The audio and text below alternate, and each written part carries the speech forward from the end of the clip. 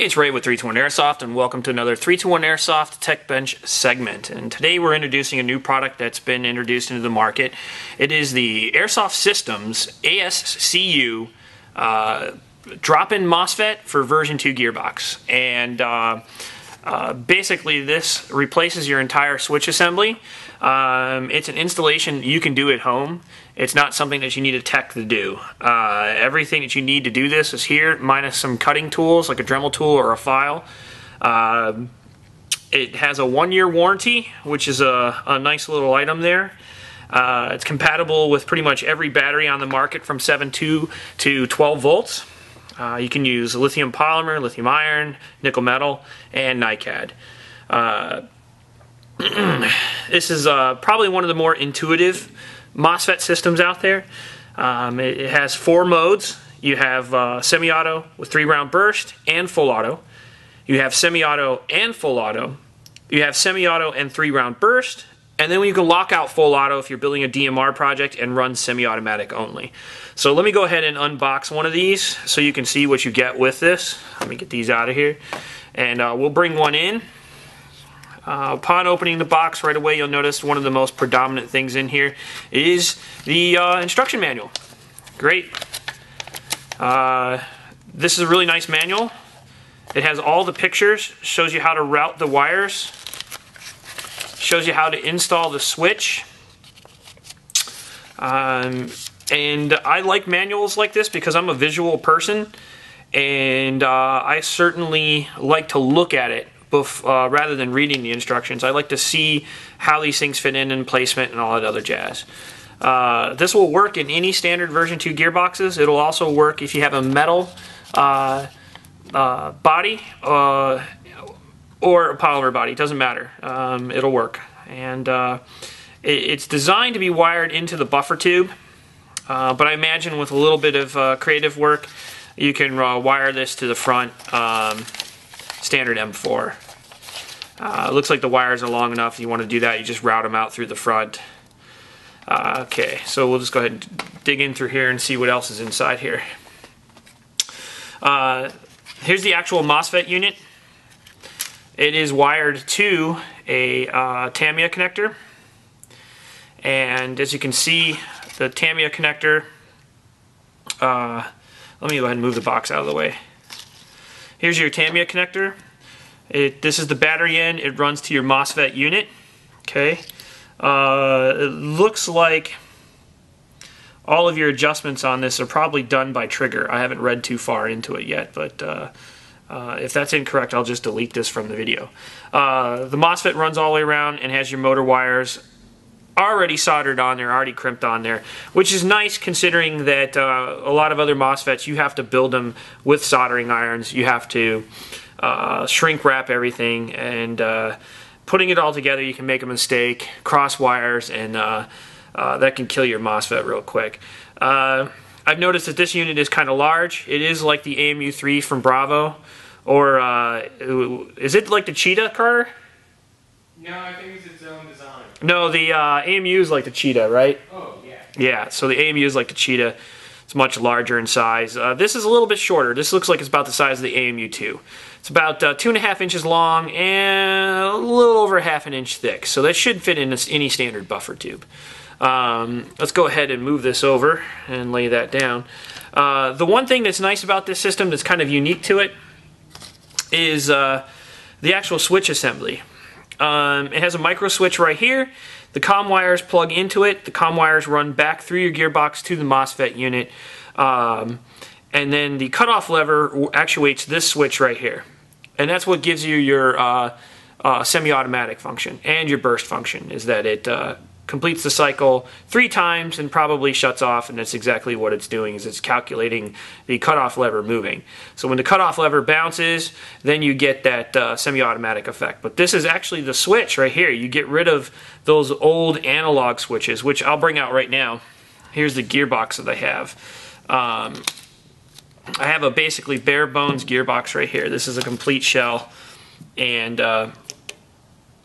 inside the shell, here's the old analog switch. You take out the screw here, and then you pop this sucker out, And here's the old analog switch. And the plug would move forward and back, and it was essentially, that's what,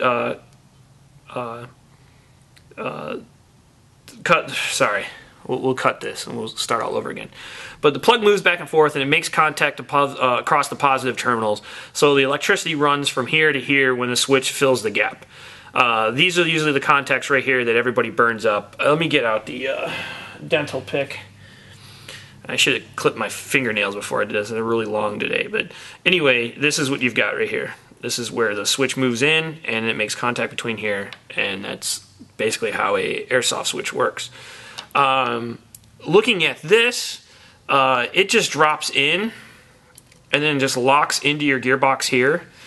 And then the cutoff lever is going to move up and down and hit this section and basically actuates your semi-automatic.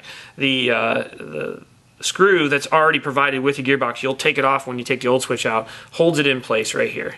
And then your switch, the actual trigger, just sits in here, and when it rocks forward, it pushes this button. So you eliminate that old analog switch. So if you ever had sticking switches and stuff like that with this, or you burned up the contacts, well, that's eliminated. This is probably the only fault in a different style MOSFET system, is this old analog switch still exists in there. And we like to get rid of that so that it's just you're running off the electronics. This micro switch is nice. And then you have your COM wires, and these COM wires will plug in here, and then you'll route them around and out the back of your gearbox. And then what you'll go ahead and do is bring in your motor wires, and they will essentially route through here like this, and then down and out. And then the black one will do the same thing. Your negative wire will run straight down there. So that's how you install it. It literally is almost complete in the short time that I'm showing you. You just have to lock everything down and then put your gearbox back together. The one trick to this, and I'm going to go over this in 1 second, is you're going to require a selector plate. If your gearbox uses the analog switch that does not have the contacts on the sides of it, there are no contacts here, it was another safety measure to essentially keep the voltage from jumping across the switch or accidentally firing your gun when it's in safety. So this is the type of selector you cannot use. It does not have the metal band on it. So you're going to need this type, which means you have to look at your gun, and if your version 2 does not have this copper band on the selector switch, you're going to have to replace it. You need this one. Okay? And that's because these little prongs down here are little information connectors. Oh! Little blooper. Put this up on there and you can laugh at me. Shut up, Carter. Okay. Anyway, now that we've got Carter to be quiet in the background, we can fix this. Let me put this in there and hold it in with my finger. I didn't bolt this down, which is what you would need to do. It's technically because this is one of our demo units, and I'm not actually going to install it in here. But the contacts on the back side, you can see there's 1, 2, 3 of there. When this selector moves back and forth, it makes contact with those and sends information as to what position your gun is in, you know, semi-automatic and fully automatic and blah, blah, blah. But if you don't have that contact on the back of your selector, like this one here, it's not going to send that information correctly to your gun. And I have one right here from Systema. Selector's probably about $15, $10 to $15, depending on which one you buy. And I'm going to go ahead and flip this back over. Now, what we should mention, and I'm going to go ahead and move all this stuff out of the way. Alright. The reason why we're doing this is on this switch assembly, you have to, using the selector, you're going to have to cut it. And in the instruction video, in the instruction manual, I am really off today, so herp, a derp, a diddly derp. Okay, so what it's showing here is you have to cut off a small section of the selector plate, and it's a 5 by 5 millimeter square. So you're going to take your selector plate and using a ruler or any sort of measuring tool or instrument, you're going to cut off right in this section right here a 5 by 5 millimeter piece. So it would be, if you could follow me here, it's going to be this piece right here. Just follow the picture and you would draw a segment right here and you're going to have to cut that off. Now you can do that using nippers or you can use a Dremel tool. So if you don't know what nippers are, they're little things like this. Okay, they're kind of you know what? In fact, I have this old selector here, and I'll go ahead and cut that off, and just show you exactly what they're asking you to modify. But it shows how much you need to cut off and what your selector should look like after you do it. But I'm going to go ahead and rough guess a 5 by 5 millimeter, and it's going to be roughly like this. It's going to be. Go ahead and nip this off. Go click and then click. There. That's about a 5 by 5 millimeter piece. And then you could see the selector looks like the one in the picture there. And my recommendation after you do something like that is get out a small file and then go to work on this thing. Alright, so go ahead and been filing at this for a little bit and make it nice and smooth. If you're going to do this with a Dremel tool, be careful you don't want to cut too far into the plastic. But again, just follow the instructions. They've got great pictures in there. That again is the ASCU Mosfet. Got it upside down. That's the ASCU Mosfet for version 2 gearbox. If you know how to work on a version 2 gearbox, all you need is maybe a pair of nippers and a file, and you can do this installation in about half an hour. So good luck. Let me know how it works out. Comment in this section, and we'll catch you next time.